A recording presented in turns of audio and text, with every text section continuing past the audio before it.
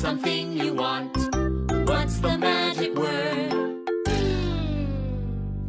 Thank you, thank you, thank you. Please and thank you, please and thank you. These are the nice words you can say. Please and thank you, please and thank you. Say them every day. When you need someone to help. Some important terms regarding crop rotation. देखते हैं क्या क्या पढ़ना है हम लोगों को। सबसे पहले agriculture. What is agriculture? Agriculture यह साइंस का ऐसा ब्रांच है जिसमें हम लोग फूड प्रोडक्शन और एनिमल हस्बेंड्री के बारे में पढ़ते हैं। फूड प्रोडक्शन मतलब क्रॉप फील्ड में हम लोग फूड को कैसे प्रोड्यूस करवाएंगे, क्या क्या करना होगा, इसके साइंस के बारे में हम लोग यहाँ पे पढ़ेंगे। साथ साथ पुराने समय में एग्रीकल्चर के लिए कुछ एनिमल्स का भी हेल्प लिया जाता था, इसीलिए एनिमल हस्बेंड्री के बारे में पढ़ेंगे। एनिमल हस्बेंड्री क्या है? तो जानवरों को, कुछ एनिमल्स को लार्ज स्केल में अगर हम अपने यहाँ पालते हैं, उसको उसका देख रेख करते हैं, उसको हम क्या कहते हैं? एनिमल हस्बेंड्री कहते हैं। एपीकल्चर, एपीकल्चर का मतलब क्या होता है? एपीकल्चर जहाँ पे हम लोग हनी बी को क्या करते हैं? पालते हैं अपने फायदे के लिए, निश्चित है अपने फायदे के लिए। सेरीकल्चर, सेरीकल्चर में क्या किया जाता है? तो सिल्क वर्म को, सिल्क के लिए हम लोग क्या करेंगे? सिल्क वर्म को पालेंगे और इसको हम लोग क्या कहेंगे? सेरीकल्चर कहेंगे। पिसीकल्चर, मछली पालन।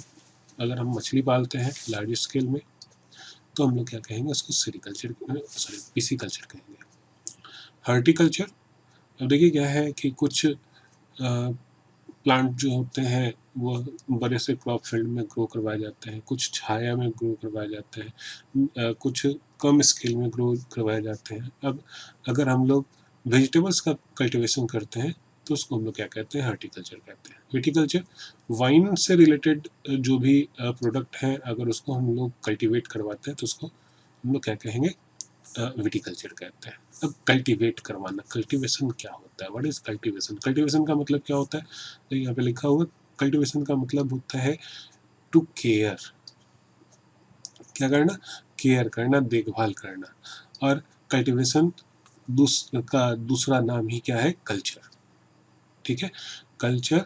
अब देखिए यहाँ पे ढेर सारे टर्म दिए हुए हैं, जैसे एपीकल्चर है, agri, seri, pisci, viti and horti. इन सब के साथ कल्चर लगता है और निश्चित है कि जब उसके साथ लगता है तो सारे में एक ही बात होंगी। मतलब अगर एपीकल्चर तो बहुत सारे प्लांट्स को, सॉरी बहुत सारे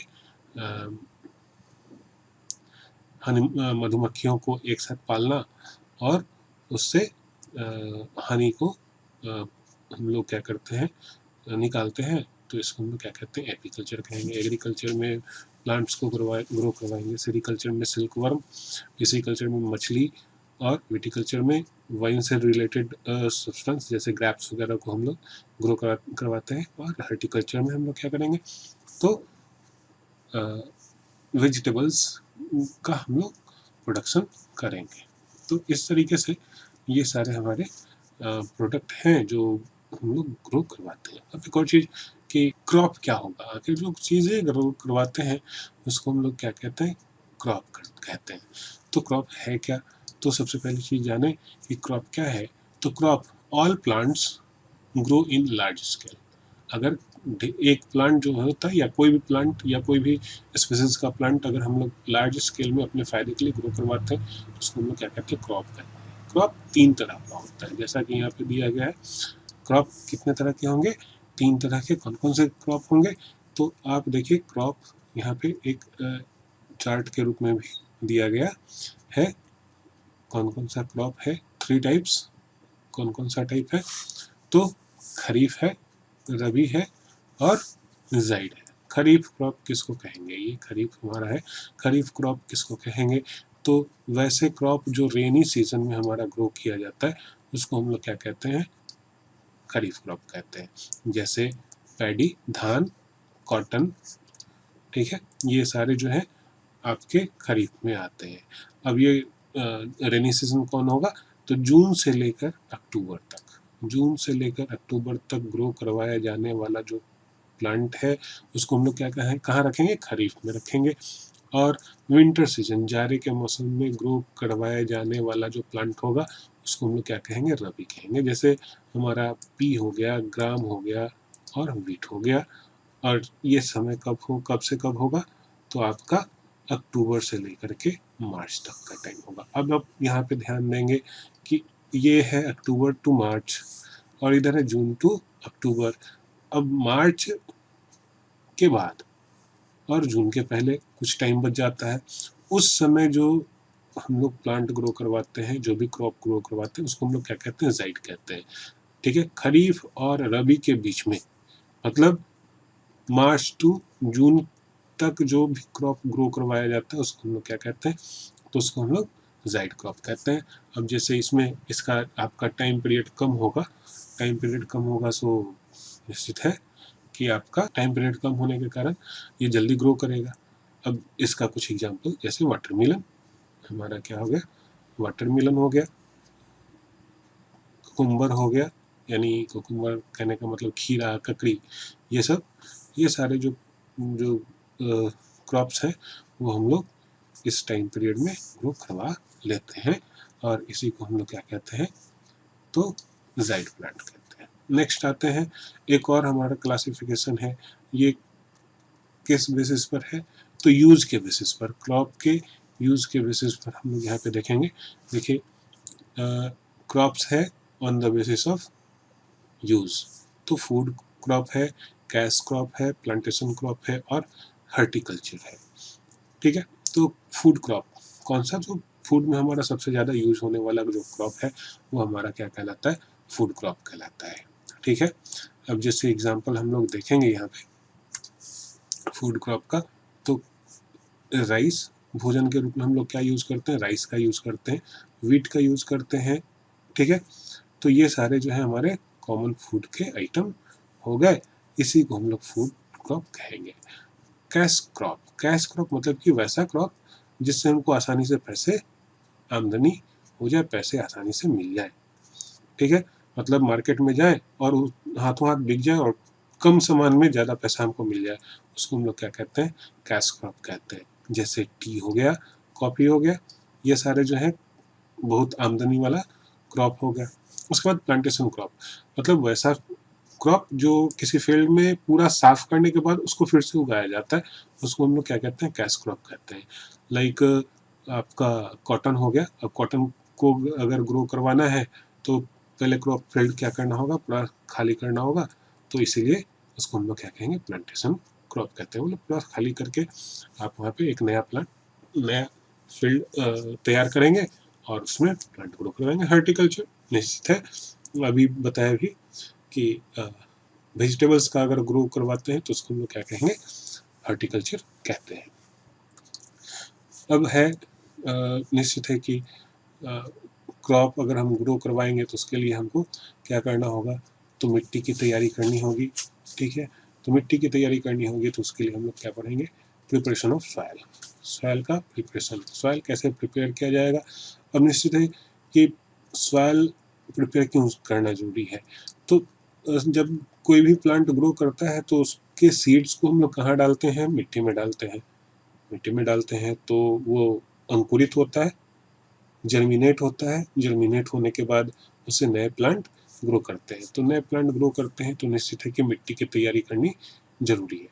अब मिट्टी की तैयारी कैसे की जाएगी, क्यों की जाएगी, तो सबसे पहली बात कि मिट्टी की तैयारी क्यों की जाएगी, तो मिट्टी के अंदर हमारा सीड जाना चाहिए। तो जब तक मिट्टी को हम लोग उलट पुलट नहीं करेंगे तब तक मिट्टी हमारा एयर ही नहीं होगा, उसके अंदर एयर नहीं होगा, पहला चीज़। दूसरा चीज़ कि अपर सरफेस पर क्या होता है, अपर सरफेस पर मिट्टी ज़्यादा फर्टाइल होता है, नीचे वाले सरफेस में मिट्टी फर्टाइल नहीं होता है, तो आपका सीड्स जो है जर्मिनेट नहीं कर पाए।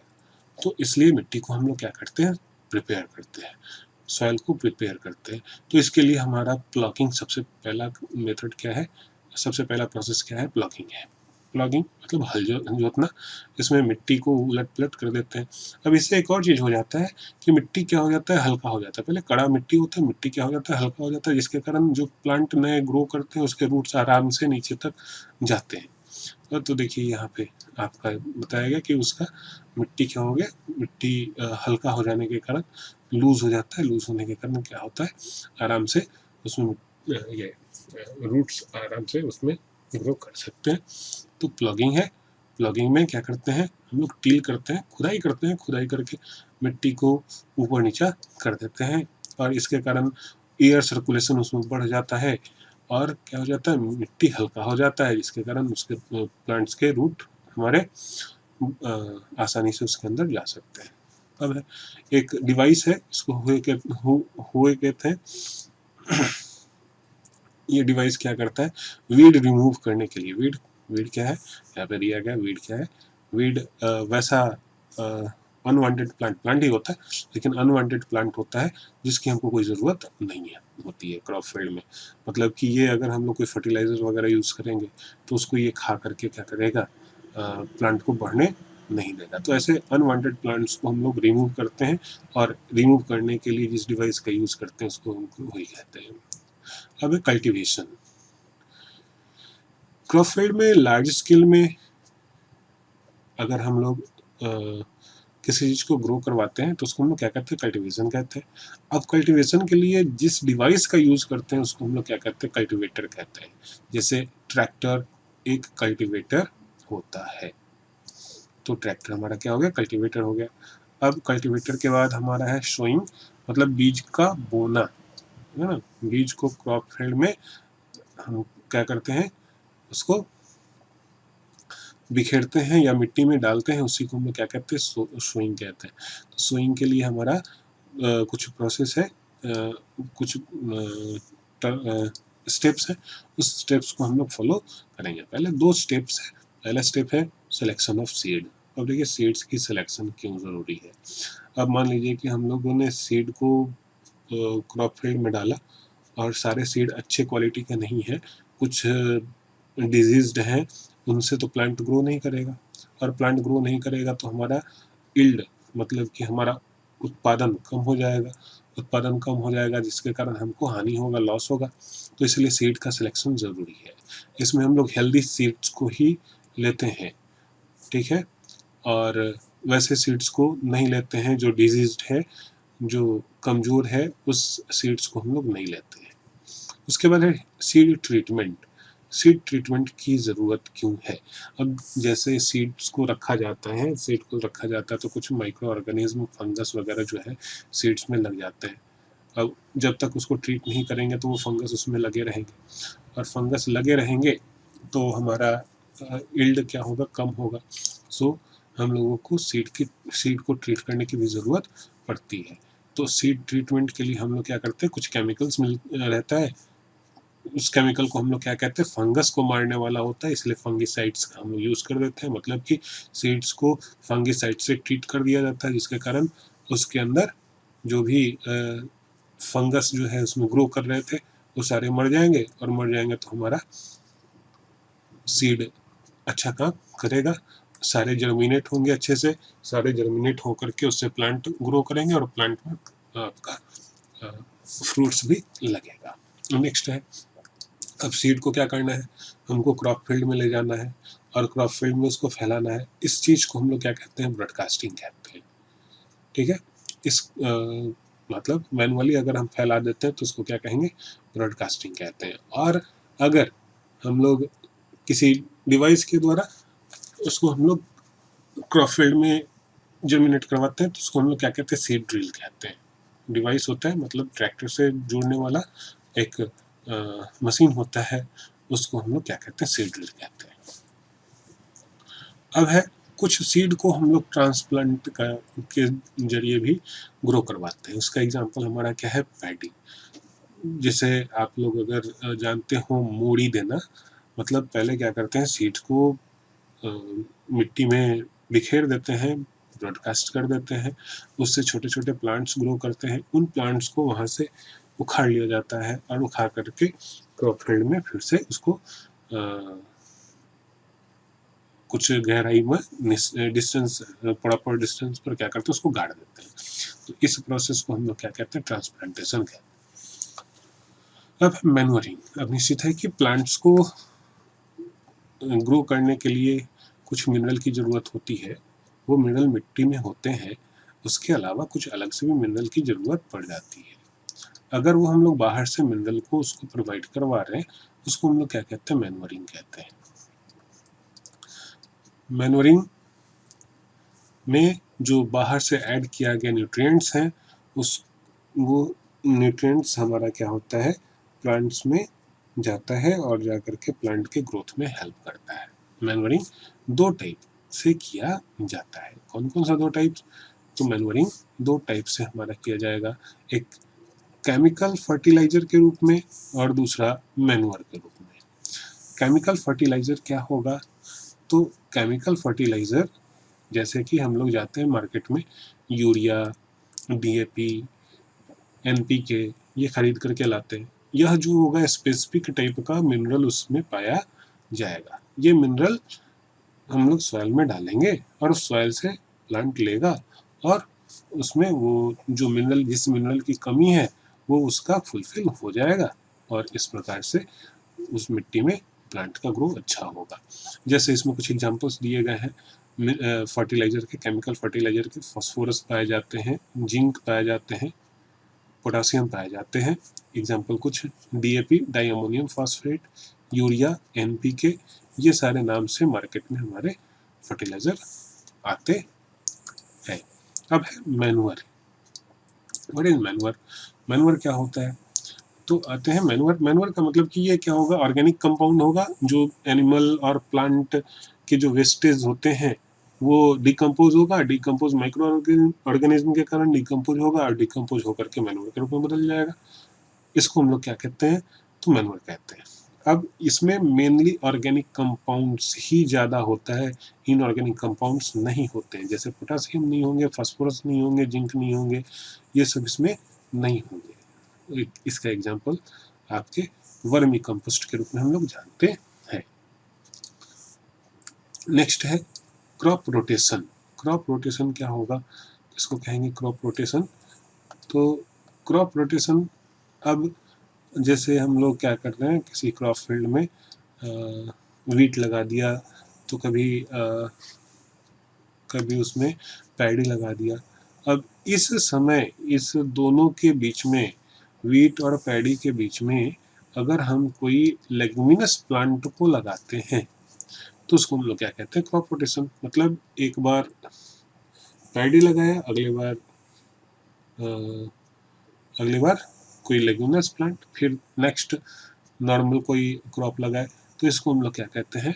क्रॉप रोटेशन कहते हैं। इससे फ़ायदा क्या होता है? फ़ायदा ये होता है, लेग्यूमिनस प्लांट के रूट में लेग्यूम्स पाए जाते हैं, नोड्स पाए जाते हैं और उस रूट में नाइट्रीफाइंग बैक्टीरिया पाए जाते हैं, राइजोबियम बैक्टीरिया पाए जाते हैं।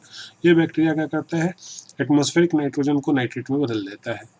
अब जैसे ही इस फसल की कटाई होती है, जैसे ही इस क्रॉप की कटाई होती है, हार्वेस्टिंग होती है, इसके रूट्स जो है क्या होते हैं? मिट्टी में छूट जाते हैं और मिट्टी में छूट जाते हैं तो मिट्टी की फर्टिलिटी बढ़ जाती है। तो इस तरीके से हमारा क्रॉप रोटेशन फायदेमंद होता है।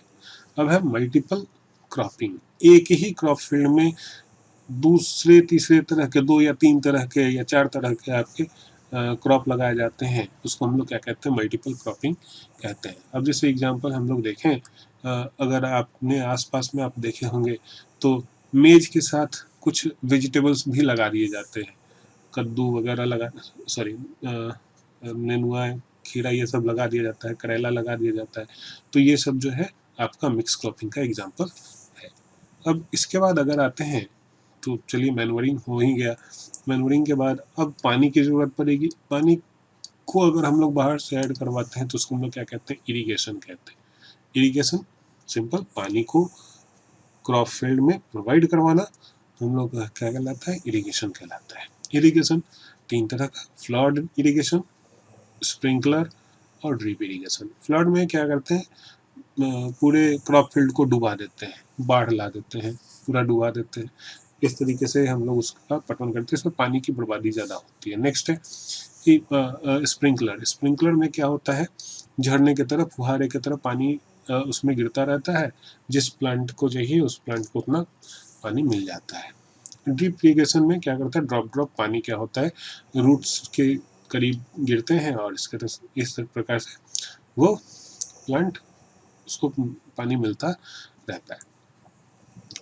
उसके बाद है हार्वेस्टिंग। हार्वेस्टिंग में क्या होता है, अब निश्चित है कि क्रॉप हमारा तैयार हो गया, क्रॉप तैयार होने के बाद हमारा वो उसको काटना है, काट करके इकट्ठा करना है। तो काट करके इकट्ठा करने के प्रोसेस को हम लोग क्या कहते हैं, हार्वेस्टिंग कहते हैं। जैसा कि यहाँ पे लिखा हुआ देखिए, हार्वेस्टिंग गैदरिंग और कटिंग करके हमारा क्या होता है, हार्वेस्टिंग कहलाता है। अब जमा हो गया तो जमा होने के बाद अब उसमें जो है दाने को अलग करना है, यानी ये हार्वेस्टेड जो प्लांट है उससे हमको क्या करना है, ग्रेन्स को अलग करना है, सेपरेट करना है। तो इस प्रोसेस को हम लोग क्या कहते हैं, थ्रेशिंग कहते हैं। यहाँ पे अब कुछ वीड्स हैं।